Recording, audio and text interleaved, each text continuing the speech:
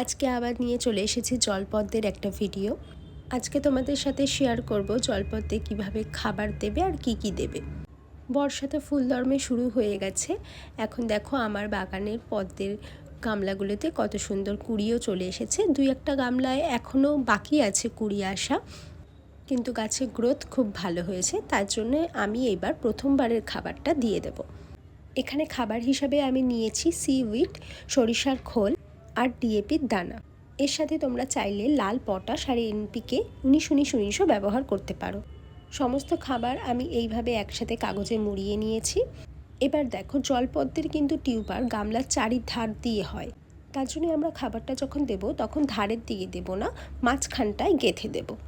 এই খাবারটা ইউজ করতে হবে মাসে একবার করে। ভিডিওটা ভালো লাগলে অবশ্যই একটা লাইক আর কমেন্ট করে যেও। আর এই রকম আরও ভিডিও পেতে সাথে থেকো।